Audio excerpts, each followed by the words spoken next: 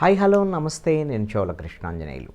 YSR Congress party మేనిఫెస్టోను ప్రకటించడానికి సిద్ధమైంది. వైఎస్ఆర్ కాంగ్రెస్ పార్టీ అధినేత ముఖ్యమంత్రి వైఎస్ జగన్మోహన్ రెడ్డి రాయలసీమలోని అనంతపురం జిల్లా రాప్తాడులో సిద్ధం బహిరంగ సభలో 18వ తేదీన రేపు 2024 ఎన్నికలకు సంబంధించినటువంటి వైఎస్ఆర్ కాంగ్రెస్ పార్టీ మేనిఫెస్టోని ప్రకటించబోతున్నారు.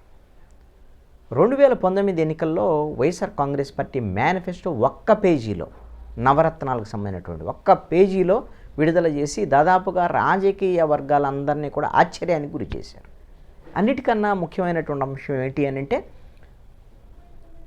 ఈ మేనిఫెస్టోకు సంబంధించినటువంటి అంశాన్ని మొదటి సంవత్సరంలో 95%, రెండో సంవత్సరం నుంచి ఇప్పుడు 4.5 సంవత్సరాల్లో 99.5% మేము అమలు చేశాము అని వైఎస్ఆర్ కాంగ్రెస్ పార్టీ ఘంటాపథంగా ప్రకటిస్తుంది.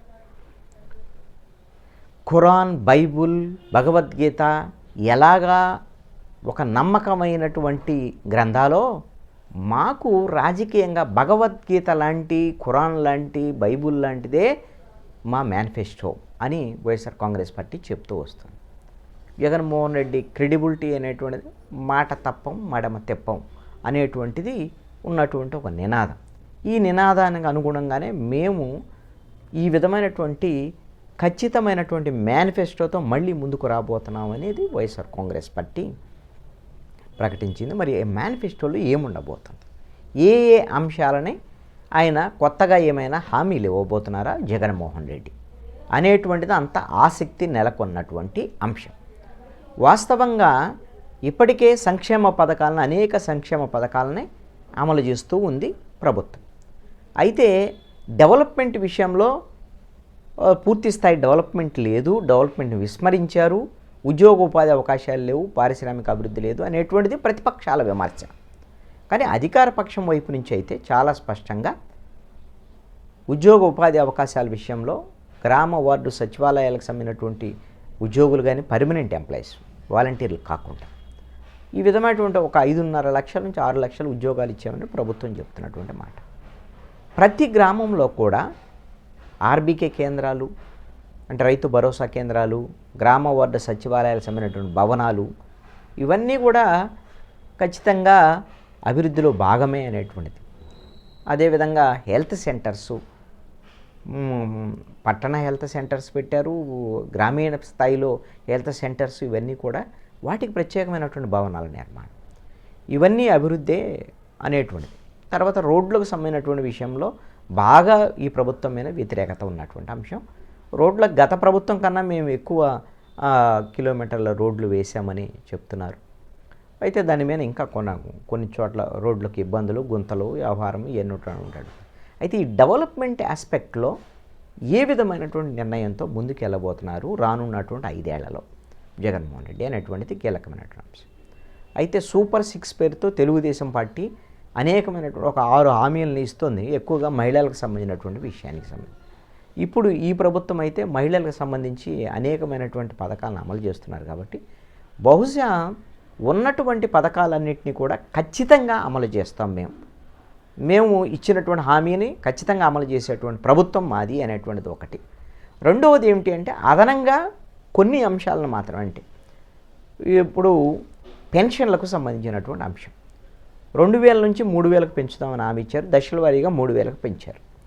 బహుశా ఇప్పుడు ఉన్నటువంటి ఈ మేనిఫెస్టోలో 3,000 నుంచి 5,000 వరకు పెన్షన్ పెంపుదలకు సంబంధించి దశల వారీగా పెంపుదలకు సంబంధించినటువంటి అంశం ఉంటుందేమో అనేటువంటిది ఒక చర్చ జరుగుతుంది. లేదు అని అంటే 3,000 నుంచి 4,000 వరకు పెంచేదానికి అవకాశం ఉండొచ్చు, అది కూడా దశల వారీగానే.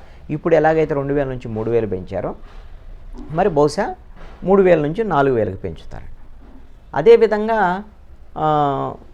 ఒంటరి మహిళలకు సంబంధించినటువంటి విషయంలో వాళ్ళకి 6 నెలలకి 18,000 చొప్పున, సంవత్సరానికి 36,000 ఇస్తున్నటువంటి, అంటే నెలకి 3,000 రూపాయలు ఇస్తున్నారు. అలాంటి పెన్షన్కి సంబంధించినటువంటిది బహుశా ఇప్పుడు నెలకు 3,000 కాబట్టి నెలకు 4,000 చొప్పున 24 6 నెలలకు 24,000, మళ్ళీ ఒక 6 నెలలకి 24,000, సంవత్సరానికి 48,000కి పెంచేదానికి అవకాశం ఉండొచ్చు అని. ఇవన్నీ మహిళలకు ఉపయోగపడేటువంటి అంశాలే. అదేవిధంగా కర్ణాటకలోను తెలంగాణలోను మహిళలకు ఉచిత బస్సు ప్రయాణం అనేటువంటి దాని మీద వాళ్ళు హామీ ఇచ్చారు. కాంగ్రెస్ పార్టీ ఎన్నికలకు ముందు, ఎన్నికల తర్వాత తెలంగాణలో అమలు కూడా చేశారు. అదే హామీని తెలుగుదేశం పార్టీ ఆంధ్రప్రదేశ్లో ఎన్నికల మేనిఫెస్టో సూపర్ 6లో పెట్టింది.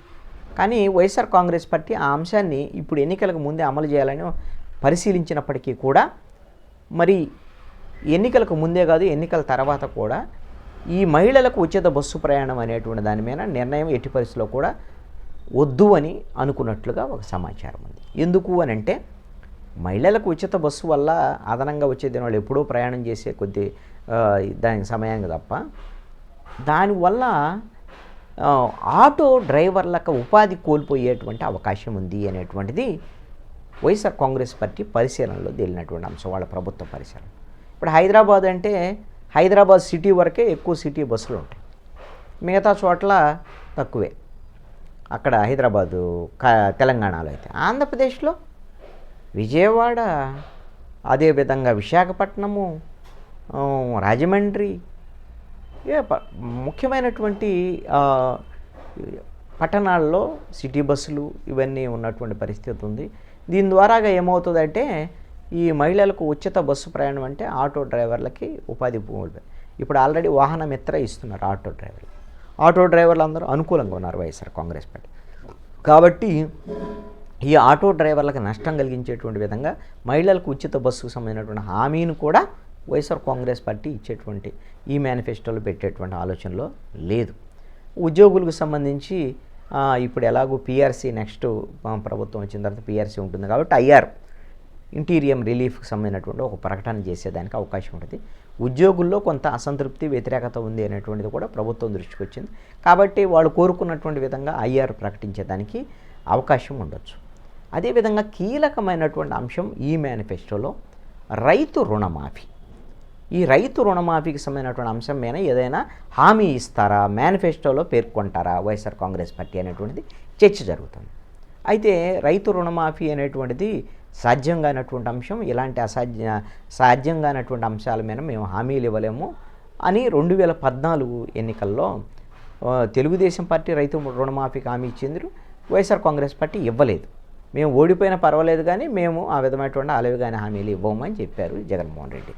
అప్పుడు రైతు రుణమాఫీ వల్ల తెలుగుదేశం పార్టీ గెలిచింది, కానీ చేయలేదు. దశల వారీగా చేస్తామని ఎన్నికలు 5వ సంవత్సరంలో చివరిలో చేసినటువంటి పరిస్థితి ఉంది. ఇప్పుడు ఈ రైతు రుణమాఫీ విషయంలో జగన్మోహన్ రెడ్డి ప్రభుత్వం ఒక ఖచ్చితమైనటువంటి అంచనాల మేరకు ఒక 2 లక్షల రూపాయల వరకు ఎవరైతే రుణాలు తీసుకునేటువంటి వాళ్ళు ఉన్నారో రైతులకు సంబంధించి వాటి వరకు రుణాన్ని మాఫీ చేయాలి. అది కూడా దశల వారీగా చేసేటువంటి విధంగా ఒక ప్రకటన చేసేదానికి అవకాశం ఉండొచ్చు అనేటువంటిది. ఎందుకు ఈ 2 లక్షల రూపాయలు అని అంటే, రుణాలు ఎంత తీసుకున్నా మాఫీ చేయటం అనే హామీ వేరు. 2 లక్షలు అని అంటే పేద వర్గాలు, పేద రైతులు, సన్నకారు చిన్నకారు రైతులు, చిన్న సన్నకారు రైతులు ఎవరైతే ఉంటారో వాళ్ళే 2 లక్షల రూపాయలు రుణాలు. పెద్ద పెద్ద రైతులు 10 ఎకరాలు 20 ఎకరాలు ఉన్నాయి, వాళ్ళకి 10 లక్షలు 15 లక్షలు 20 లక్షలు రుణాలు ఉండొచ్చు పొలాల మీద దానికి సంబంధించి. అందుకని ఈ చిన్నకారు రైతులు, సన్నకారు రైతులకు ఉపయోగపడేటువంటి విధంగా ఈ విధమైనటువంటి హామీ ఇవ్వటం అనేటువంటిది మంచిదే. 2 లక్షల రూపాయల రుణమాఫీ అన్నది ప్రభుత్వం మీద అమలు చేయగలిగినటువంటి భారమే అనేటువంటిది కూడా ప్రభుత్వం వైపు నుంచి ఉన్నటువంటి అంశంగా ఉంది. ఇక ఇళ్ల నిర్మాణానికి సంబంధించినటువంటి విషయంలో 30,19,000 ఇళ్ల స్థలాలకు సంబంధించినటువంటి ఇప్పుడు ఆల్రెడీ రిజిస్ట్రేషన్లు చేస్తున్నారు, ఆల్రెడీ ఇళ్ల స్థలాలు ఇచ్చేశారు. ఇళ్ల నిర్మాణానికి సంబంధించినటువంటి విషయంలో కూడా ఈ 30,19,000లో ఒక 10 లక్షలు కంప్లీట్ అవుతున్నాయి ఎన్నికల లోపల, ఇంకా ఒక 20 లక్షలు పెండింగ్ ఉన్నాయి. ఇవన్నీ కొంచెం స్లోగా నడుస్తున్నటువంటి పరిస్థితి. దీని మీద ఏమైనా ఇళ్ల నిర్మాణానికి సంబంధించినటువంటి ప్రభుత్వం ఇచ్చేటువంటి దాన్ని కొంత పెంచేదానికి అవకాశం ఉండొచ్చు ఈ బడ్జెట్లో అనేటువంటి దాని మీద. ఇంకా ఈ విధమైనటువంటి కీలకమైనటువంటి అంశాలు వైద్యానికి సంబంధించినటువంటి విషయంలో ఇప్పటికే ఏదైతే ఆరోగ్యశ్రీకి సంబంధించి 5 లక్షలు ఉన్నటువంటి పరిమితిని 25 లక్షలకి ఇప్పటికి పెంచేశారు ఆల్రెడీ. దాన్ని యథాతథంగా అమలు చేయడంతో పాటుగా ఎక్కువ రోగాలకు సంబంధించినటువంటి వాటిని ఇంప్లిమెంట్ చేసేటువంటి విధంగా కూడా నిర్ణయం తీసుకునే దానికి అవకాశం ఉండొచ్చు. ఇక సామాజిక వర్గాల వారీగా కూడా కొన్ని హామీలు ఇవ్వచ్చు.